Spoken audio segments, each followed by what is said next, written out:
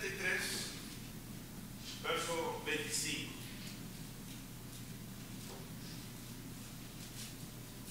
Dice: ¿a quién tengo yo en los cielos sino a ti? Y fuera de ti nada deseo en la tierra. Se canta así. Oye.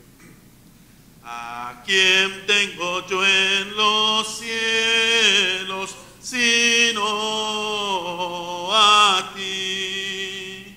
¿A quién tengo yo en los cielos sino a ti? Y fuera de ti nada deseo en la tierra. Y fuera de ti nada deseo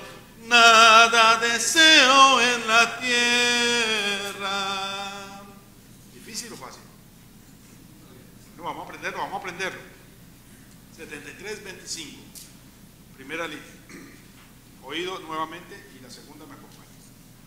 ¿A quién tengo yo en los cielos sino a ti? Todos. ¿A quién tengo yo en los cielos sino a ti? Perfecto. Un poquito más de volumen y 5 de fuerza. Otra vez. 1, 2, 3. ¿A quién tengo yo en los cielos sino a ti? Otra vez. ¿A quién tengo yo en los cielos sino a ti? Y fuera de ti nada deseo en la tierra. Y fuera de ti nada deseo en la tierra. Qué bello salmo. Salmo de David, indudablemente expresa su sentimiento hacia Dios. ¿Qué más deseamos en el cielo sino a Dios? Y en la tierra no hay nada más importante que nuestra relación con el Señor. Quizás al final lo cantamos nuevamente. Espero que les haya gustado este salmo. Hay muchos lugares donde usualmente llego y cuando estamos comenzando una congregación, 5, 6, 7 personas, no hay himnarios y muchas personas no conocen las partituras y nadie sabe de música, entonces utilizamos la Biblia y cantamos mucho de la Biblia en Sudamérica. Por eso es una costumbre y quería compartirla con ustedes. ¿De qué vamos a estudiar en esta preciosa tarde? Vamos a estudiar un tema que tarde que temprano va a tener que ver con su vida, con mi vida, con la vida de nuestros hijos, de nuestros familiares. Tarde que temprano va a tocar a la puerta de cada uno de nosotros y tendremos que enfrentar. Seguramente ya hemos hablado muchas veces acerca de la tentación, pero lo que vamos a tener en esta preciosa tarde es un punto que tiene que ver a cómo nos defendemos en el momento de enfrentar la tentación. Porque seamos colombianos o mexicanos, americanos o latinos, tarde que temprano vamos a enfrentar la tentación. Creyentes o no, vamos a enfrentar la tentación.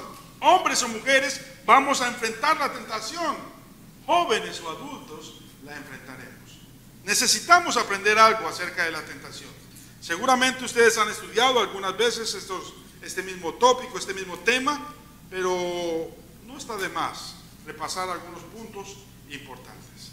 La segunda carta a los Corintios, en el capítulo 2 y en el verso 11, escribía el apóstol Pablo algo hacia los hermanos allí en Corinto.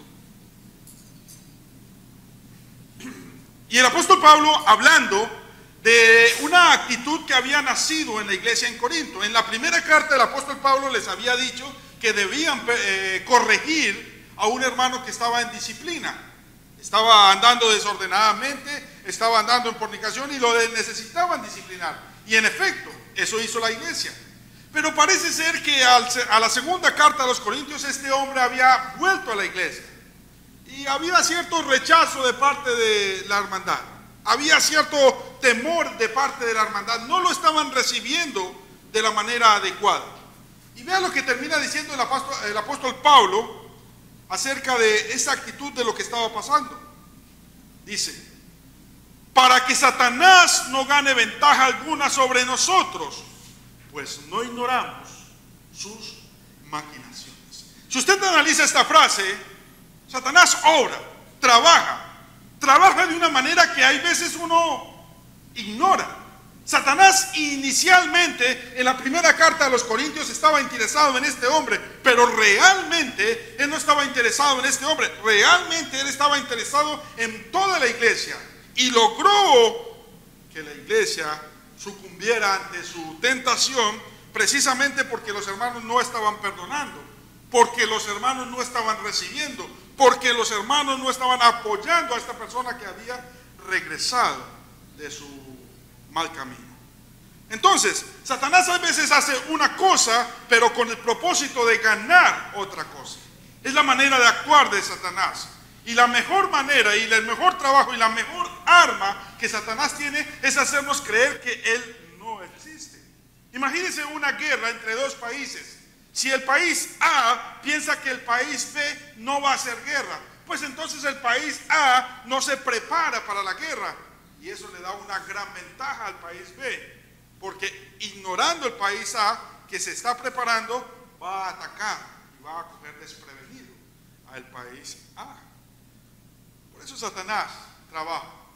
Y su mejor astucia es hacernos creer de que no hace nada. O su mejor astucia es engañándonos, haciéndonos pensar una cosa cuando realmente lo que quiere es otra. Por eso me llamó la atención este pasaje que podemos tratar con más atención más adelante. Leamos este otro pasaje en la primera carta a los Corintios, capítulo 10, que tiene que ver con el tema en sí que vamos a tratar. Dice el verso 13. El apóstol Pablo escribe: no os ha sobrevenido ninguna tentación que no sea humana, pero fiel es Dios, que no os dejará ser tentados más de lo que podráis resistir, sino que dará juntamente con la tentación la salida para que podáis soportar. Me gusta este pasaje, porque empieza hablando de una tentación humana, una tentación hecha para nosotros, los seres humanos. No es una tentación hecha para los seres divinos, pues Dios no puede ser tentado. No es hecha una tentación para los seres angelicales o espirituales. Es una tentación para los humanos. ¿Qué dice el pasaje? Que no hay ninguna tentación que nos haya venido que no la podamos soportar. Está hecha para nosotros. Lo que usted está viviendo, ya alguien lo ha vivido y alguien lo ha superado. Por ende, es una tentación que se puede superar, y así como yo la voy a vivir, habrá otro que más adelante le ha de llegar. Una tentación que no sea humana. Pero hablemos un poquitico de lo que es un ser humano.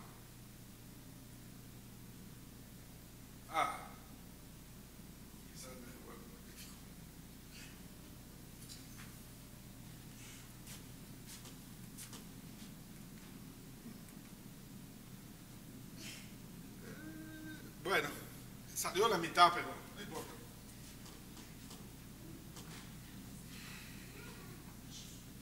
La palabra del Señor, cuando describe a un ser humano, usualmente lo presenta en dos partes: en la parte interior y la parte exterior.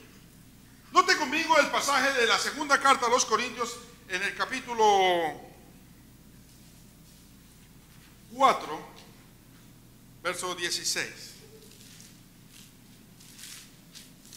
El mismo apóstol Pablo decía: por tanto, no desmayamos. Antes, aunque nuestro hombre exterior se va desgastando, el interior no obstante se renueva de día en día. Hablando de las cosas internas y de las cosas externas. Porque independientemente de que usted crea o no lo crea, la Biblia habla de que tenemos una parte interna, un alma. Es lo que va a dar cuenta a Dios. Una parte espiritual es la que va a pasar la eternidad con Dios. Una parte interior que es intangible y una parte exterior que es totalmente tangible. Una parte que se va deteriorando día tras día y una que se va renovando día tras día. Una parte que podemos ver y otra que no la podemos observar, pero que existe. ¿Qué dice el pasaje? Volvámoslo a leer. Dice 2 Corintios capítulo 4, verso 16. Por tanto, no desmayamos. Antes, aunque nuestro hombre exterior se va desgastando, el interior, no obstante, se renueva de día en día. Usted tiene dos partes, la parte interior y la parte exterior. La parte que está por dentro, que usted no puede palpar, coger, que no tiene tiempo, y la parte exterior que está posfechada. Por eso dice el versículo 18, no mirando nosotros las cosas que se ven, sino las que no se ven. Pues las cosas que se ven son ¿qué? Temporales. Pero las que no se ven son eternas. Dos tipos de cosas en cuanto al cuerpo. Algo que podemos ver y algo que no podemos ver. La parte interior no la podrás ver, pero la podrás sentir. La parte exterior la podrás ver y sentir, pero es algo que existe. Sin embargo, si podemos seguir estudiando en la palabra del Señor, no solamente está la parte interior y la parte exterior, sino que si vamos a profundizar un poco más el tema, usted encontrará pasajes como Primera de Tesalonicenses capítulo 5, versos 19, 20, 21 y 22, en donde encontrará que la parte interior está subdividida, por decirlo así. Vea lo que dice el versículo 19. Primera de Tesalonicenses 5, 19 en adelante. No apaguéis al espíritu, no menospreciéis las profecías, examinadlo todo, retened lo bueno, absteneos de toda especie de mal. Verso 23. Y el mismo Dios de paz os santifique por completo, y todo vuestro ser, espíritu, alma y cuerpo, sea guardado irreprensible para la venida del Señor Jesucristo. Fiel es el que os llama, el cual también lo hará. Miren lo que dice el verso 23. Y el mismo Dios de paz os santifique por completo, y todo vuestro ser, espíritu, alma y cuerpo, sea hallado irreprensible. Entonces, si podemos entender bien lo que el apóstol Pablo está explicando en ambas cartas, es que tenemos una parte interior y una parte exterior. Pero si hablamos de la interior, esa parte tiene dos partes: el espíritu y el alma. Y la parte exterior es el cuerpo, de lo que dice el verso 23. ¿Por qué estoy estudiando este tema? Porque el tópico de hoy tiene que ver con la tentación.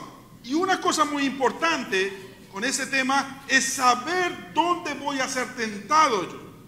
Saber en qué parte de mi ser Satanás va a trabajar y qué arma va a utilizar el enemigo para tentarme.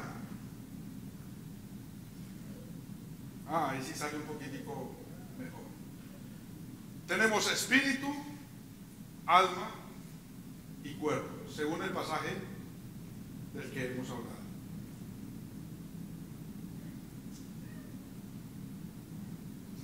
Pero hablemos un poquitico de la tentación ahora.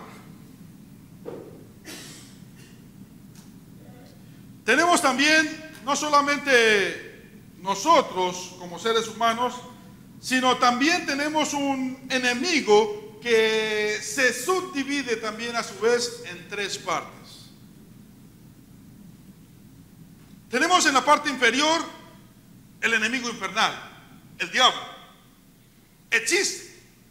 Aunque usted no lo crea, él es el enemigo de las almas. La Biblia le da muchos nombres y muchas calificaciones a este ser espiritual que lo único que hace es tentar. Uno de esos nombres es el tentador. Ese es su trabajo. Tentar, dividir, atropellar. Él está pendiente de todo aquel que quiera seguir y ser lavado con la sangre de Cristo. Pero no es lo único que tenemos que enfrentar. Tenemos que enfrentar la carne. La Biblia habla de la carne, que es el enemigo interno, que está tratando de atacar la parte interna. Pero no solamente está la carne, sino que la Biblia también habla del mundo. ¿Cómo estas tres fuerzas demoníacas se unen para atacarlo a uno? Imagínese usted que usted es un gran salón de bodega con grande cantidad de gasolina. Y que el diablo es aquel que coge un fósforo que va a llamar la carne y lo prende y se lo manda a ese gran galón de gasolina que está en ese. ¿Qué va a salir de ahí? Una bomba gigante. Satanás obra así. Él utiliza tanto lo uno como lo otro con el único propósito de destruir, con el único propósito de acabar. Estos tres, o esta trilogía, tenemos que enfrentarla. Y tenemos que saber bien cómo y dónde nos está atacando. Cuando identifiquemos bien esto, vamos a saber el por qué es importante esta lección, como todas las lecciones de la palabra del Señor. Como les dije, lo más importante en esta lección es entender dónde voy a ser tentado. Un ser humano con su espíritu, alma y cuerpo va a ser tentado por el diablo, la carne y el mundo. Y debemos entender cuál de ellos o cómo es que Satanás obra y a dónde nos va a atacar. ¿En qué parte? Empecemos con el alma.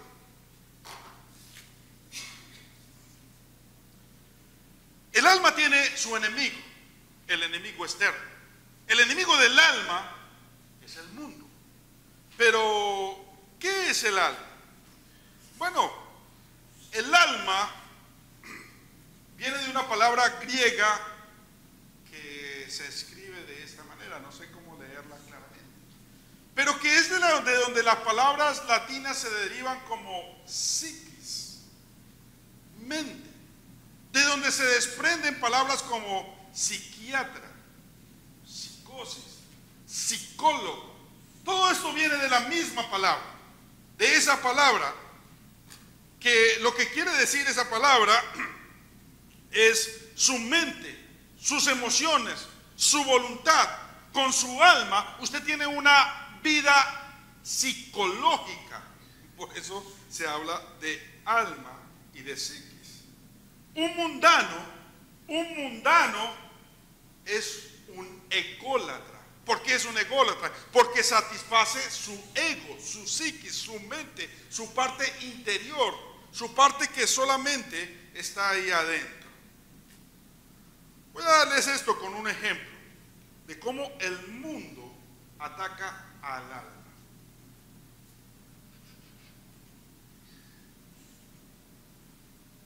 Leamos Génesis capítulo 13.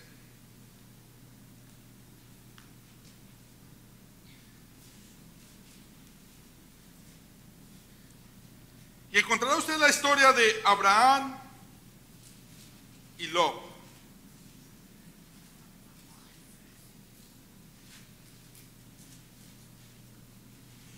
No sé si usted recuerda, pero Abraham es una historia muy fuerte en la Biblia porque es considerado como el padre de la fe. Dios llama a Abraham y le dice: vete de tu tierra y de tu parentela al lugar que yo te daré. Y Abraham sale con su esposa, con su familia, pero sale con un sobrino. Pero Abraham no era una persona pobre, por el contrario, Abraham era uno de los orientales más ricos junto con su sobrino. Era tanta la riqueza que tenían estos dos hombres que dice la Biblia que un día llegaron sus pastores y sus empleados, los empleados del otro, y empezaron a tener cierta conflicto, de tal manera que Abraham paró a su sobrino y le dijo: bueno, ¿qué vamos a hacer? Tenemos que hacer algo. Escoge tú la derecha, yo me iré a la izquierda. Escoge tú el norte, yo me iré al sur. Escoge, y tenemos que separarnos porque definitivamente no podemos convivir juntos. Su sobrino Lot toma una decisión. Su sobrino Lot toma una decisión que lo llevó a vivir cerca a Sodoma y Gomorra. No sé si conocen la historia. Sodoma y Gomorra fueron esas ciudades destruidas precisamente por la cantidad de pecado ahí. Y Lot toma una decisión y yéndose hacia destino de Sodoma y Gomorra. Pero ¿en base a qué tomó esa decisión? Ahí está el punto. Lea conmigo Génesis capítulo 13, verso 8 en adelante. Dice: entonces Abraham dijo a Lot: no haya ahora altercado entre nosotros dos, entre mis pastores y los tuyos, porque somos hermanos. ¿No está toda la tierra delante de ti? Yo te ruego que te apartes de mí. Si fueres a la mano izquierda, yo iré a la derecha. Y si tú a la derecha, yo iré a la izquierda. Verso 10. Y alzó Lot sus ojos y vio toda la llanura del Jordán, que toda ella era de riego, como el huerto de Jehová, como la tierra de Egipto antes en la dirección de Zoar, antes que destruyese Jehová Sodoma y a Gomorra. Entonces Lot escogió para sí toda la llanura del Jordán, y se fue Lot hacia el oriente y se apartó el uno del otro. Analice la decisión de este hombre. Este hombre, ante la propuesta de su tío, empieza a pensar: bueno, ¿y ahora qué voy a hacer yo? Y empieza a mirar. Y dice que mira eso junto a la dirección de Sodoma y Gomorra, porque toda esa llanura era llanura de riego. En otras versiones dice era tierra más, o eran campos más fértiles.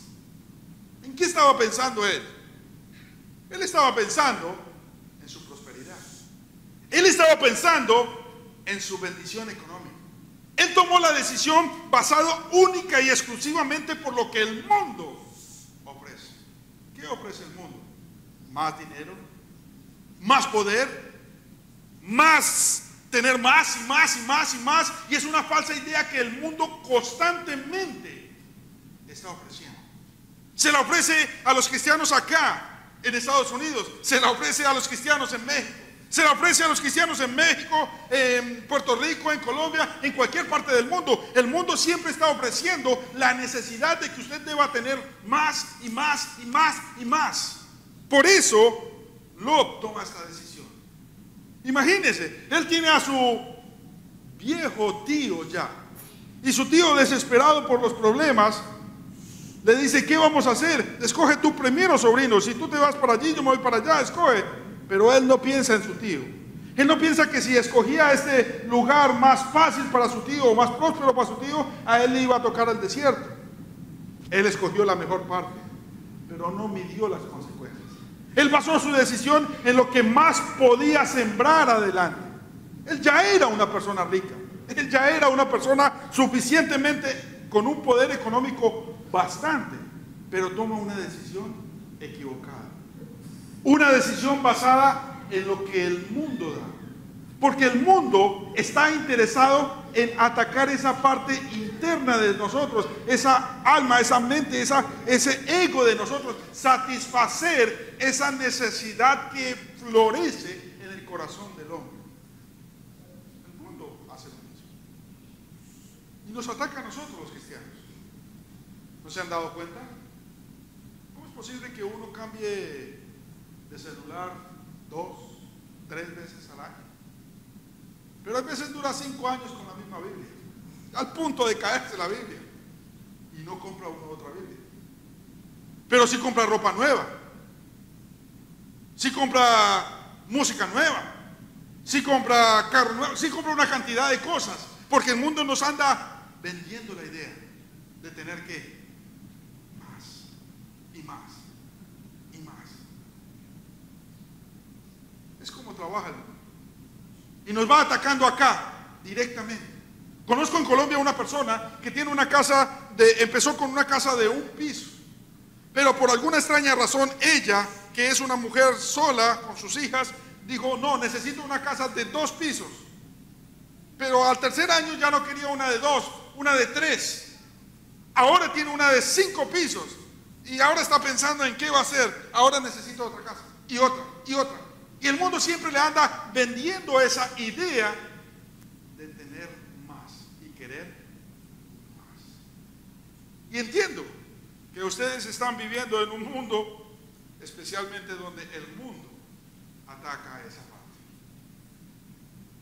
Pero es una parte a la cual vamos a estudiar ahorita en la segunda parte del estudio.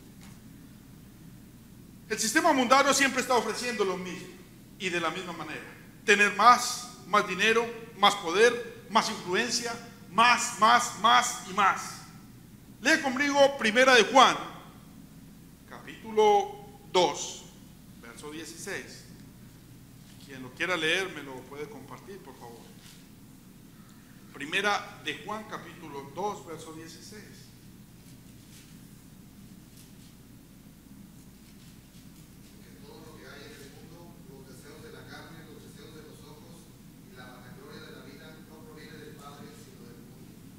Verdades como esta nos atropellan día tras día. Porque todo lo que hay en el mundo, los deseos de qué? Los deseos de la carne, la vanagloria de la vida, eso no proviene del Padre. Eso proviene de dónde? Del mundo. El mundo es el que está interesado en eso. El Señor va a venir por nosotros algún día. Él lo tiene prometido. Y créame, yo creo que el día está cada vez más cerca. La pregunta es, ¿qué vamos a hacer con todo lo que tenemos? El Señor no viene por eso. El Señor viene por tu alma. El Señor viene por mi alma. Por el alma de nuestros hijos. Por el alma de nuestras familias. El mundo no va a entender esto nunca. Pero usted y yo debemos entenderlo. El problema de Lot fue que alimentó su vida, su alma, con cosas del mundo constantemente. Y su decisión, obviamente, fue una decisión mundana. Ya sabemos en qué resultó la decisión de Lot. Lot se va a vivir a Sodoma y a Gomorra, después vienen los ángeles con ganas de destruir a Sodoma y a Gomorra, y tenemos ahí a su tío tratando de intervenir por él frente a los ángeles, diciendo, no, quizás hay 50 justos allí, no, quizás hay 30, no, quizás hay 20, quizás hay 5, no, ni siquiera había 5. Y llegan y los destruyen, y solamente sale él corriendo, su esposa y sus hijas, y eso que su esposa a mitad de camino volteó a mirar y se quedó convertida en estatua de sal, dice la Biblia. ¿Y qué hicieron sus hijas más adelante? Dice que le pegaron una borrachera tremenda y se acostaron con él. ¿Dónde aprendieron eso sus hijas? En Sodoma y Gomorra. ¿Y quién las llevó a vivir allá? Él. ¿Y por qué las llevó? Porque los campos eran ¿qué? Más fértiles. ¿Y por qué vio los campos más fértiles? Porque se dejó convencer de que eso era lo mejor, lo que él necesitaba. Pero no era una persona pobre. Él ya tenía empleados, bastantes. No nos dejemos engañar de lo que el mundo quiere ofrecer. Segundo punto. Decíamos que tenemos no solamente alma, sino también cuerpo. Y el cuerpo es algo que usted puede ver, es tangible. Pero el cuerpo va a ser atacado, ya va a ser atacado por el enemigo interno, lo que la Biblia llama la carne.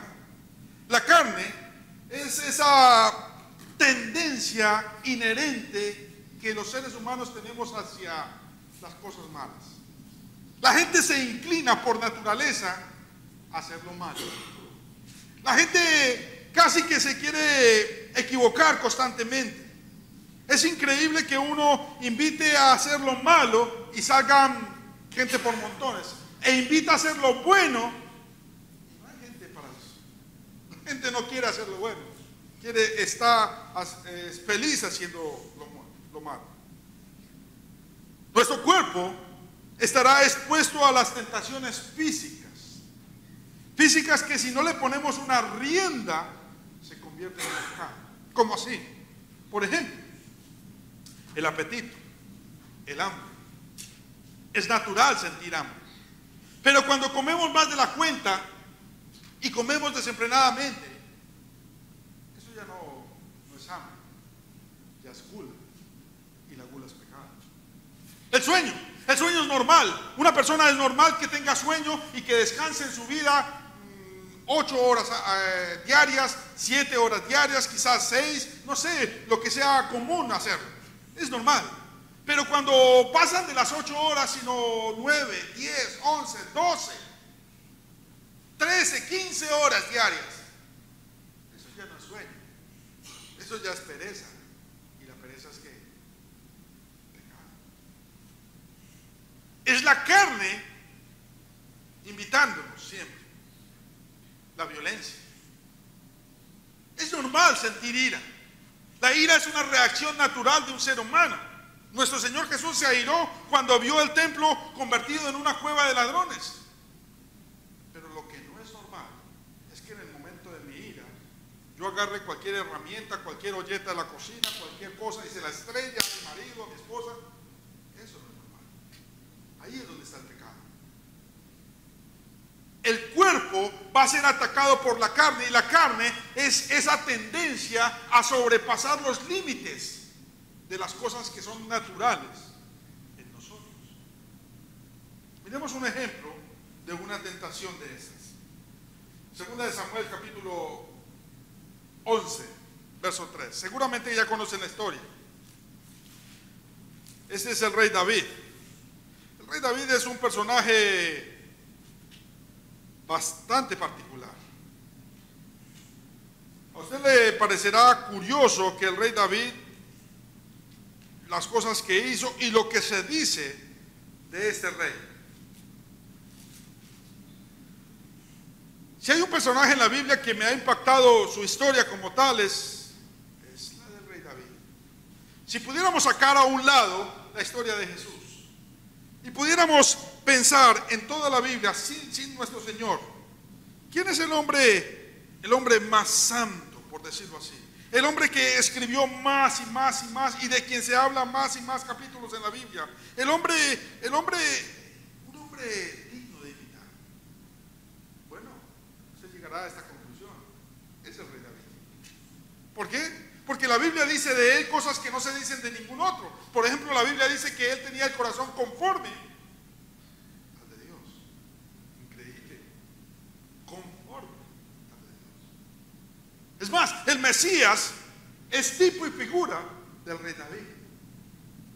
El rey David es tipo y figura del Mesías. Hay una combinación. Él viene de la tribu y del linaje de David. Increíble. Pero si pudiéramos hacer un borrón y cuenta nueva, si pudiéramos pensar en quién es el hombre más malo de la Biblia, el más pecaminoso, un hombre horrible, seguramente usted llegará a la misma conclusión. El hombre más horrible en la Biblia es el mismo, David. ¿Por qué? Ay, precisamente su pecado. Dice la Biblia que el rey David era rey y que se levantó en la tarde, cuando los reyes tenían que ir en tiempo de guerra. Su ejército estaba en medio de la guerra. Él se levanta en la tarde. Primer pecado, pereza. Y su casa quedaba más alto que todo, porque me imagino que estaba en la cumbre de Jerusalén o qué sé yo. Y salió a su terraza en la tarde a mirar, y empezó a mirar y mirar y mirar toda la gente, y de repente vio por allí una terraza de una vecina. Y esta vecina estaba un poco escasa de ropa. Y el rey David empezó a sentir lo que siente un hombre cuando ve a una mujer desnuda. Lo empezó a coger un ataque hormonal, un ataque, y se le subió y empezó a sudar, y empezó a tanto que mandó a decir a su criado que le llamaran a esta mujer Betsabé. Y su criado le dice: no, mi señor, esta mujer es casada, es esposa de Urías, y Urías está precisamente en la guerra. ¿Cómo lo? No, mándemela a llamar. Y claro que ella tampoco se hizo derrocar, ¿no? Tenemos hoy en día unos casos tremendos. Y llegó, y pasó lo que pasa entre un hombre y una mujer que se gustan, que no piensan en Dios, que no piensan en las leyes. Pero uno meses después, esta mujer le dijo: David, mi rey, estoy embarazada. Y entonces David empezó a rascarse la cabeza y empezó: caramba, ¿y ahora qué hago? Sencillo, mandó a traer a Urías y lo invitó a que se quedara en su casa y empezó a decirle a Urías: bueno, ¿cómo va la guerra? ¿Cómo va todo? Y Urías estaba dándole una especie de reporte de lo que va a la guerra. Y David, de una manera extraña, empieza a decir a Urías: ok, listo, vete para tu casa, que te espera ya tu mujer, vaya. Imagínense lo que quería hacer David. David quería meterle al pobre Urías gato por liebre. Quería engañarlo de tal manera. Pero este hombre era un soldado bien extraño. Dice que no se fue para su casa. Y al día siguiente se levanta David y se da cuenta que este hombre no se fue para su casa, sino que estaba ahí a orillas del palacio. ¿Y qué pasó? ¿Por qué no estás en tu casa? Ay, no, venga. Y lo invitó a comer y le dio más comida, desayuno, almuerzo, comida, no sé qué más. Y le dio ganas de tomar y le dio bastante alcohol. Y parece que cuando estaba borracho: váyase para su casa. Pero este hombre era medio raro. Dice que se quedó durmiendo ahí a las puertas del palacio y no se fue. Y entonces, tercer día, y David: pero ¿qué hace este hombre acá? ¿Por qué no se va para su casa? Entonces dice que David le escribió una carta. Y en la carta decía que a quien llevara esa carta, a Urías, lo pusieran al frente de la batalla. Y que cuando viniera el ejército enemigo, lo dejaran solo, de tal manera que este hombre tuviese que morir. Y efectivamente eso fue lo que pasó. Imagínense, tenemos a una persona asesina. Urías fue el muerto. David fue el que lo pensó. Y el arma que utilizó fueron los filisteos. Increíble. ¿Y saben lo más increíble? Es lo que pasa después de esto. Después vienen y le dan el reporte a David. Y le dicen: bueno, Urías ha muerto. Y David se pone como bravo. Pero ¿cómo es posible que se haya muerto Urías? ¿Cómo es posible que se...? Y entonces le recuerdan la carta: pero David, usted mandó esta carta. Ay, sí. Y empieza a hablar acerca de Urías. Y resulta que le muestran la esposa de Urías, Betsabé. Él la conocía muy bien. Y le dicen: pero Betsabé está embarazada. Y todo el mundo sabía y pensaba que este hijo era de Urías. Y David hace uno de sus escenas más feas. Enseguida dice: tranquilos, yo me voy a casar con Betsabé. Pobre esta viuda desamparada, esta viuda sola, ¿quién la va a ayudar? ¿Quién la va a ayudar? Él sabía lo que había hecho. Y estaba engañando al pueblo entero. Estaba engañando a su difunto marido. Estaba engañando a sí mismo. Pero no estaba engañando a quién. A Dios. Mis amados hermanos, ¿por qué le pasó esto a David? David fue presa de la carne. La carne lo tentó en un momento. Y él se dejó llevar por la carne. Y le pasó lo que le pasó. Es increíble. Ese es un ejemplo de una tentación de la carne. Miremos otro ejemplo. Tenemos alma, cuerpo y espíritu. El espíritu va a ser tentado, pero va a ser tentado directamente por el diablo. El diablo hace guerra contra su espíritu. ¿Qué es su espíritu? Su espíritu es esa autopercepción de Dios, esa tendencia de buscar un ser superior, esa parte espiritual que nos llama y nos impulsa a buscar un ser a quien adorar. Esa es esa parte espiritual. Eso es el espíritu.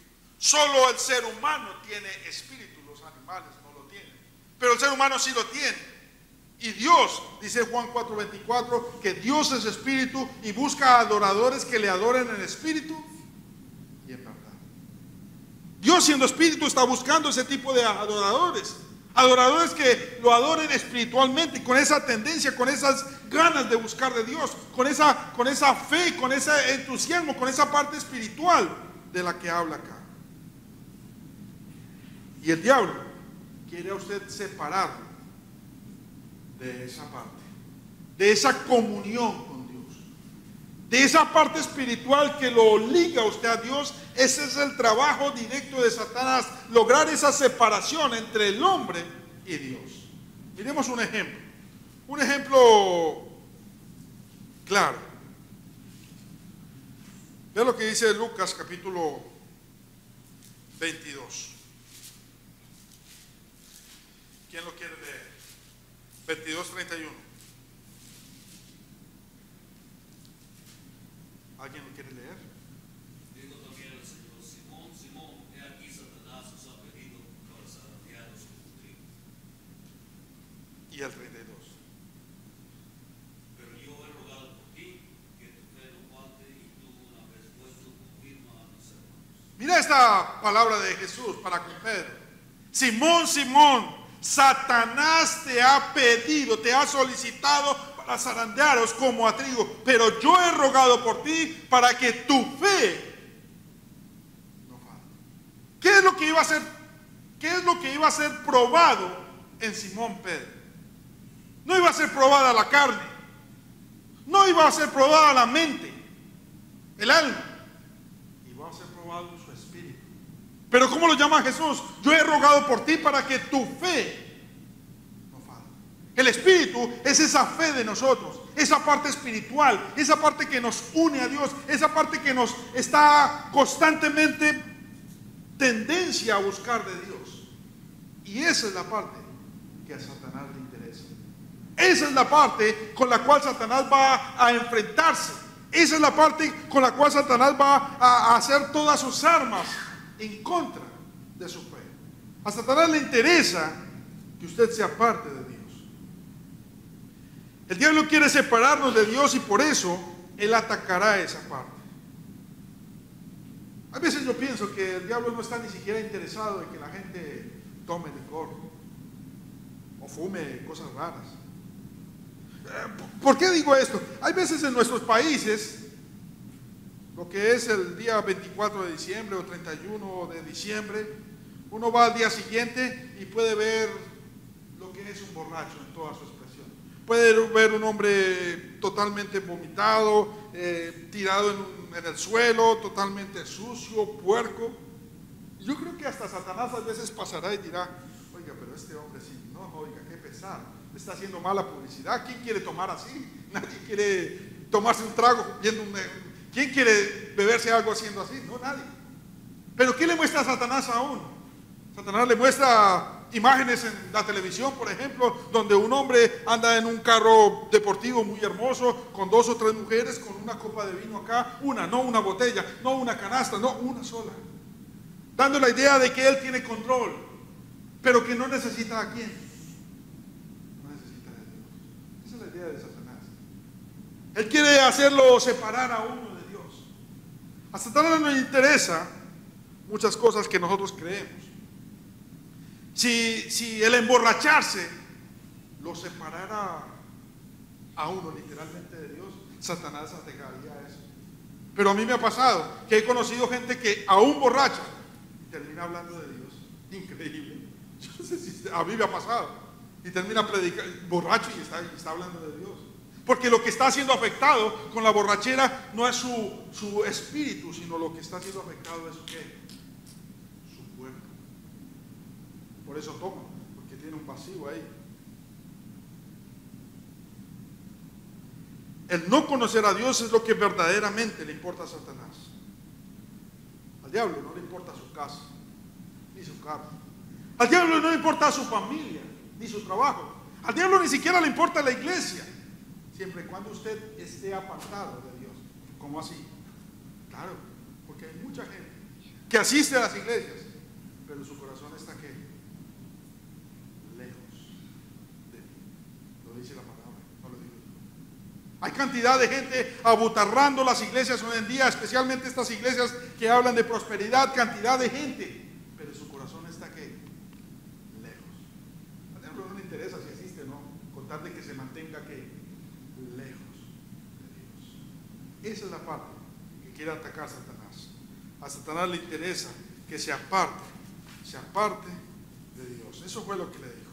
Note la diferencia entre la tentación de Pedro, la tentación de David y la tentación de Lot.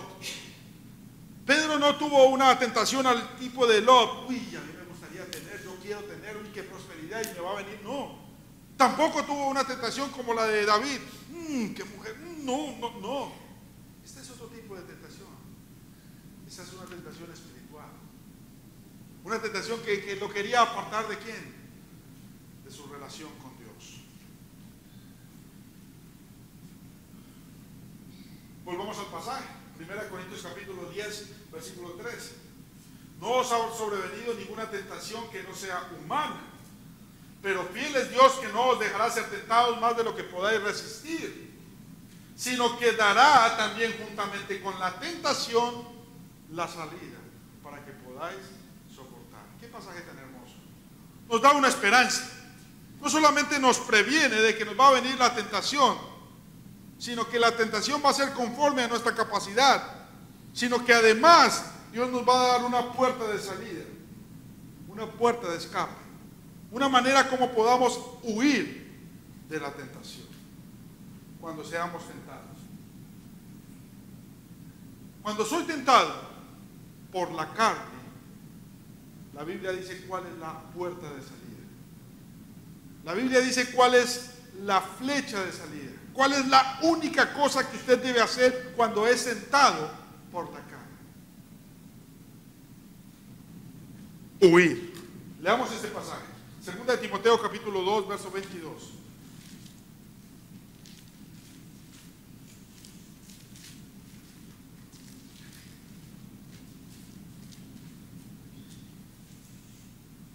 Vean lo que dice la palabra. Huye también de las pasiones juveniles y sigue la justicia, la fe, el amor y la paz con los que de corazón limpio invocan al Señor. Huye de las pasiones juveniles. Cuando los pecados tienen que ver con tentaciones de la carne, la única opción es huir. A eso no se le puede hacer frente. A eso no se le puede confrontar. A eso lo único que hay que hacer es que huir. No hay otra solución, no hay otra manera, no hay otra forma. No se trata de pelear, no se trata de atacar, no se trata de huir. Huir es la única.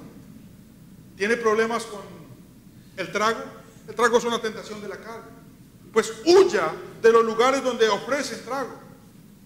¿Tiene problemas con meter cosas raras? Pues huya de los amigos que ofrecen ¿qué? Eso. Huir. No hay otra opción. No la hay. Con ese tipo de cosas no la hay. ¿Tiene problemas con la lascivia? ¿Le gusta mirar los vecinos, las vecinas más de la cuenta? A ese tipo de cosas hay que huir. ¿Recuerdan la historia de José en el Antiguo Testamento? José y Potifar. Potifar contrata a José y lo pone sobre todos sus bienes y le da para que administrara toda su empresa. Pero la señora de Potifar se puso un poco feliz un día. Y dice que lo encerró en una pieza y le quitó la ropa, y no sé si José se terminó de dejar de quitar la ropa o no, pero en un momento de estos José reaccionó y dice la Biblia que ¿qué? Huyó. No hay otra opción. Huir. Y salió corriendo. Costara lo que le costara. Y le costó la cárcel más adelante, pero huyó. Huyó de la tentación. Ese tipo de tentación que tiene que ver con la carne, la única opción es huir. Hay quienes me han dicho, no, hermano Ángel, no hay que ser tan exagerado. A ese tipo de tentación se puede enfrentar. Quizás lo que debería haber hecho José es agarrar a la señora Potifar y arrodillarse ahí al pie de la cama y ponerse a orar. No, Señor. No, Señor. Esa tentación no es de eso. Esa tentación es de qué? Huir. Cuando la tentación tiene que ver con la carne, huye. No hay más. No hay chance. Sea lo que sea, huya. Si el pecado, si la tentación tiene que ver con la carne, con satisfacer los deseos que son naturales en la carne, llámese hambre, llámese sueño, llámese sexualidad, llámese lo que se llame de la carne, huya, huya, porque de otra manera va a caer y sucumbir ante la tentación. Pero cuando la tentación tiene que ver con el mundo, y el mundo va a atacar su alma, la palabra clave es fe. Primera de Juan capítulo 5.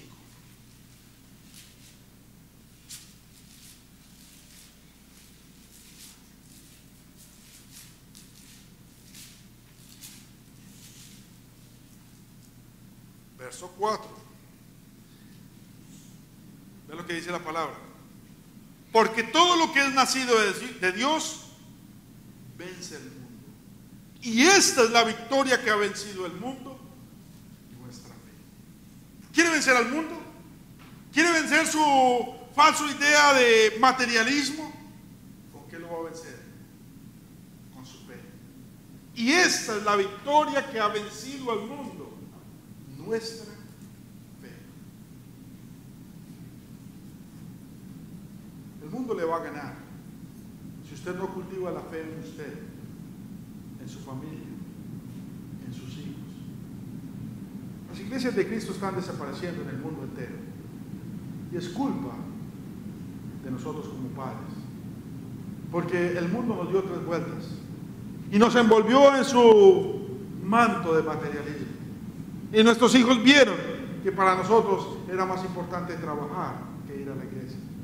Era más importante celular nuevo que una Biblia nueva. Era más importante comer de afán que orar y dar gracias. Y cuando ellos crecieron viendo esto, por eso no quieren ir a la iglesia. Por eso no les gusta mucho las cosas de Dios. ¿Y qué pasa hoy en día? Es triste lo que está pasando. No solamente en Norteamérica, en Sudamérica. Es un trabajo complicado comenzar una iglesia. Hay veces se comienza 1, 2 iglesias, pero se cierran 3 o 4. ¿Por qué pasó eso? Porque el mundo nos ganó. ¿Por qué venció el mundo? El pasaje lo dice. La fe ha vencido el mundo. Trabaje en su fe. No permita que su fe mengue. No permita que su parte espiritual se aparte. Trabaje en esas cosas espirituales. Cuando se trata del diablo, y recuerde que el diablo va a atacar parte espiritual, su fe. Cuando se trata de un ataque que va directamente a separarlo en su comunión con Dios, la Biblia dice en 1 Timoteo 6:13, y tengo otro pasaje mejor, Santiago 4:7, Santiago 4:7. Dice la palabra del Señor: someteos pues a Dios, resistid al diablo y huirá. Mire que contra el diablo hay que ¿qué? Resistirlo. Mientras contra el mundo hay que meterle fe. Y contra las tentaciones de la carne hay que huir. 3 acciones diferentes para 3 problemas diferentes. Porque en 3 diferentes lugares nos va a atacar. O nos ataca en nuestra fe, o nos ataca en nuestra mente, o nos ataca en nuestro cuerpo. Y si se trata del cuerpo, húyale a la tentación. Si se trata de la fe, el diablo atacando mi fe, resista. Resista. Porque el diablo quiere apartarlo. Ahí es cuando vienen los problemas en la iglesia. Ay, es que no me saludan. Ay, es que allá no me quieren. Ay, es que allá no hay amor. Ay, es que me queda muy lejos. Ay, el diablo quiere apartarlo y apartarlo y apartarlo y poner distancia entre lo que es su fe y usted. Resista. ¿Y el diablo qué? Huirá de vosotros. Y si el problema es el mundo, llénese de fe. Porque la fe es la que ha vencido al mundo. Espero que me haya entendido. Lo único triste con esta lección es,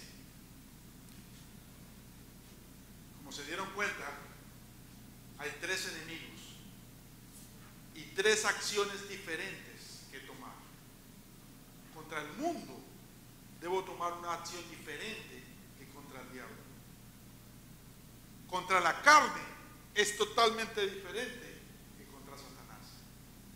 Contra la carne dice la Biblia que hay que huir, y contra el diablo dice que la Biblia que hay que resistir. No vaya a confundirles, porque si usted confunde y se pone a huir del diablo no puede escapar. Y se pone a resistir la carne, tampoco va a poder hacerle frente. No lo va a confundir. Dios les bendiga. Gracias por su atención y espero que me hayan entendido.